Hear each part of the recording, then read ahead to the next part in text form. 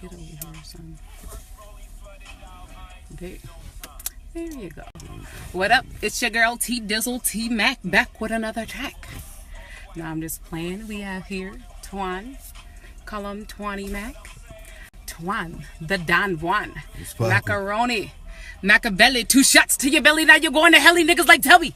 Bars. How you really feel, not from the veal, but I'm still illmatic.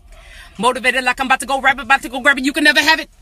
Paper chasing like I'm still on the track team. And this a real bitch. No, I'm just playing. Let me stop. Let me not give you that today. Don't do it unto them today. No, I'm just let me chill. But today's tea time, today's tea talk is all about how to identify healthy relationships. Really, we're a couple of kids offering unsolicited advice, but it's okay. And we're not talking healthy relationships as far as a significant other is concerned. We're talking in the realm of friendships, family, just any relationship you have with someone in general. Right. And identifying those that are healthy and those that are sometimes toxic and sometimes not necessarily toxic, or something that you need to let go of, or more so something that's just not always that needs to be in your face. That, for instance, that person you can only have a little bit of. It might not even be toxic. It might not just be the right time or some shit. You know. Exactly. There we say that. Take it out of my mouth. Do that. It might just, So I've kind of listed or bullet pointed a couple things I wanted to bring to the conversation that for me I've used as ways to identify relationships in my life that are positive or negative, and helping me to discern between or decide if those relationships I wanted to keep or let go of. Okay, if there's language or habits about or a way about a person that I'm not comfortable with, is that someone I need to let go of? Where do I draw the line? What is not conducive to my own well-being?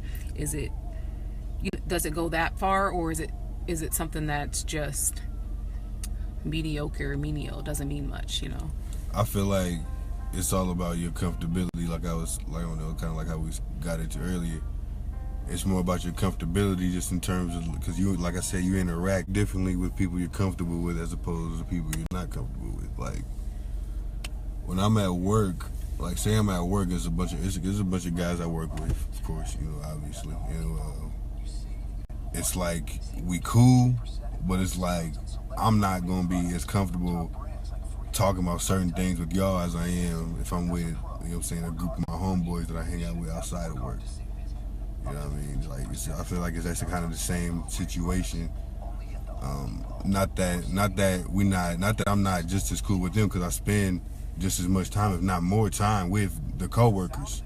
But you know, these my bro, you know what I'm saying? These my bros, my homeboys. You know, we've been through a whole bunch of different type of shit. So it's just like, I don't know, this whole different type of vibe. So one of the things I do to help myself determine and identify if someone is right for me, or someone I want to keep around, or someone I want to keep in my life but keep at a distance, and that's looking at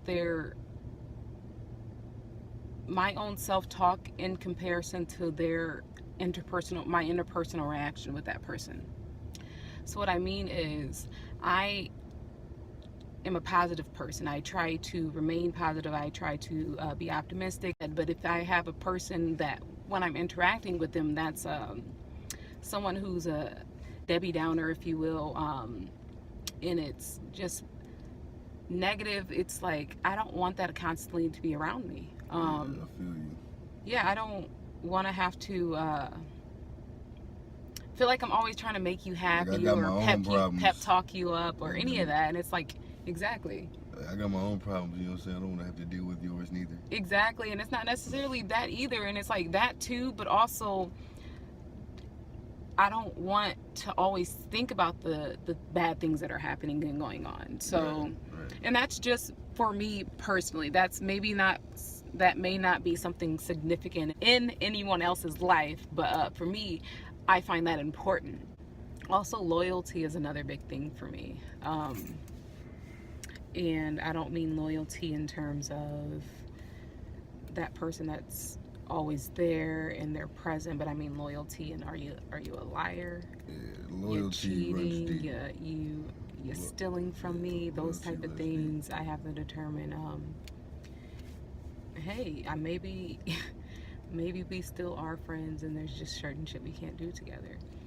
Keep in mind that Nah, it don't work like that for real shit. Maybe we are friends. We got a question of friendship. It's a wrap. I hear you. Yeah. It's not, it's not for you. Yeah. You're not questioning it for no reason. You're not crazy. That's the way I feel. So you feeling like, if I have to question anything about you, I don't need you around. Very true. If I don't know you like that, if I don't know how you move, if I don't, if I don't fuck with you, rock with you like that, I don't need to be around you on a daily basis. That's for damn sure. I forgot where I was going with it before, though. There was something in particular that I was really thinking about. I'm sorry. No, don't be sorry. I'm just like trying to remember my train of thought. What was this about? Y'all come with that deep shit. You be fucking Right. Silly. How do you spend your time together, really? Are you guys doing something productive?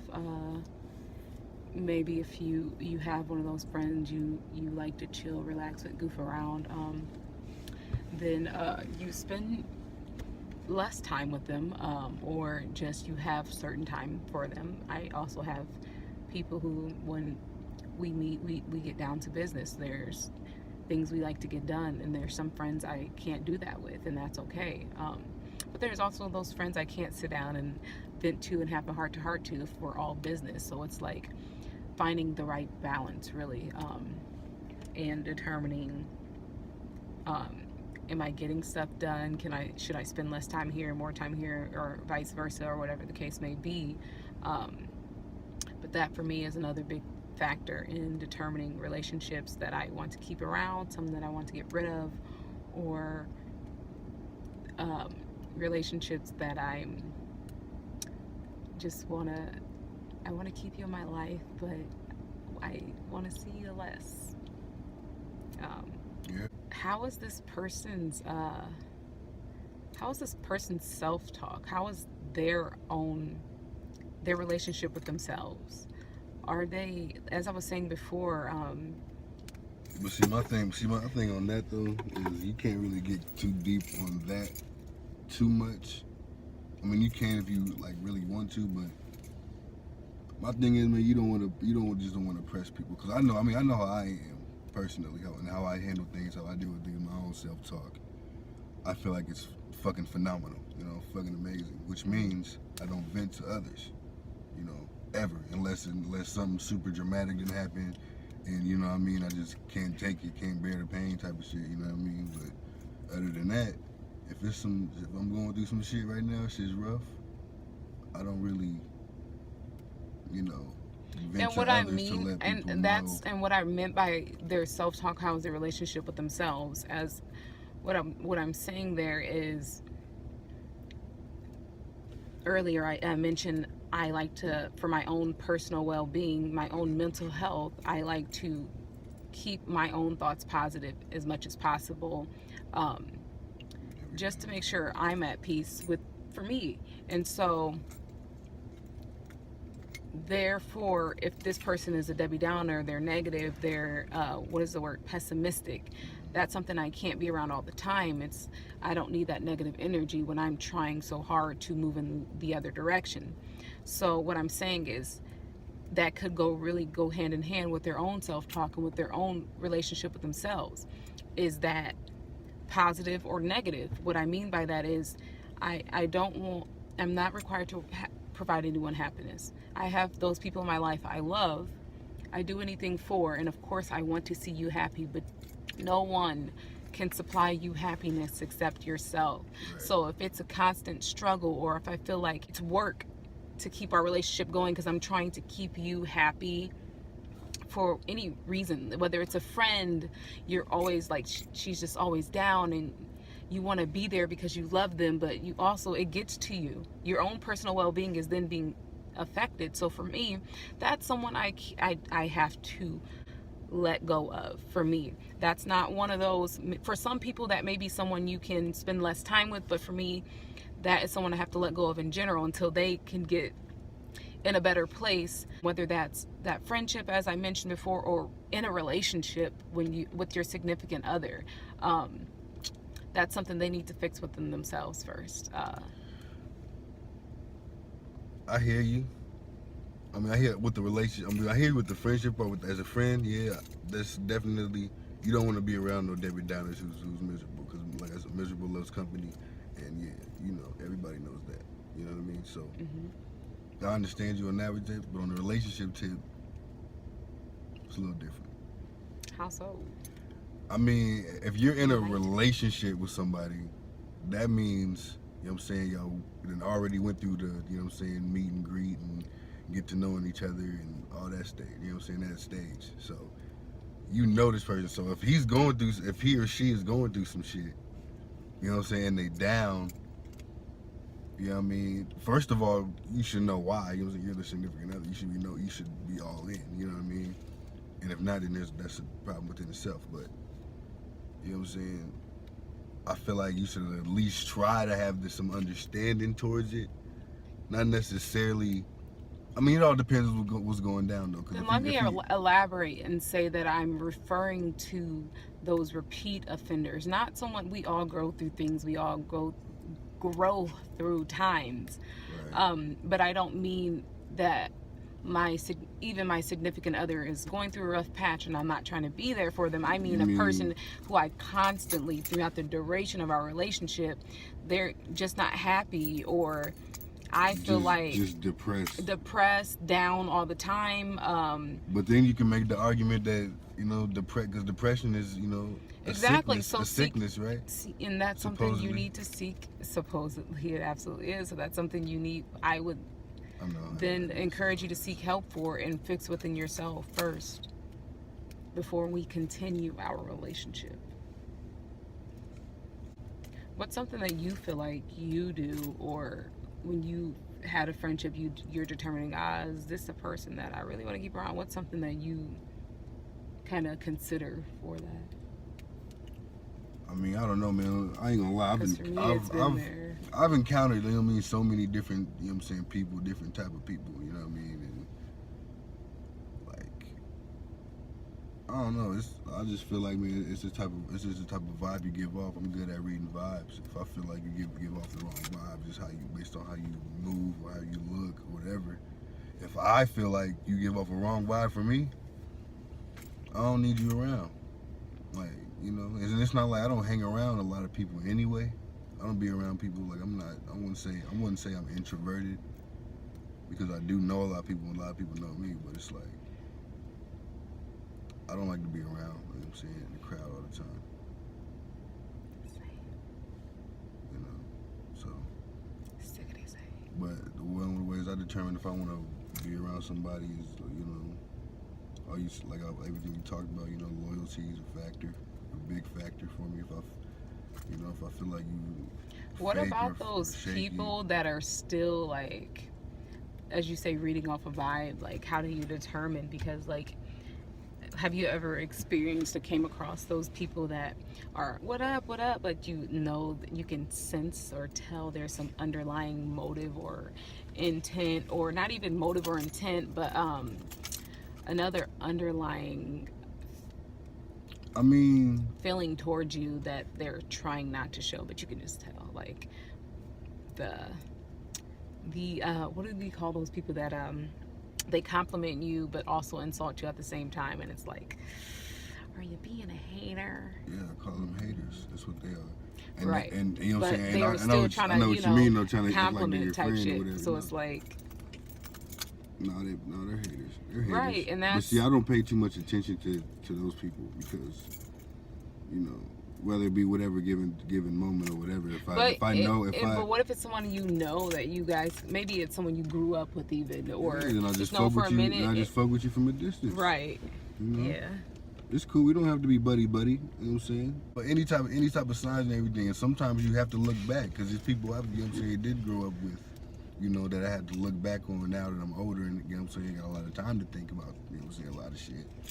I was just like, damn, he does act funny towards me. I feel like it's any type of way. And maybe it might just be in your head, but shit, if it's in your head, it's for a reason. I don't care.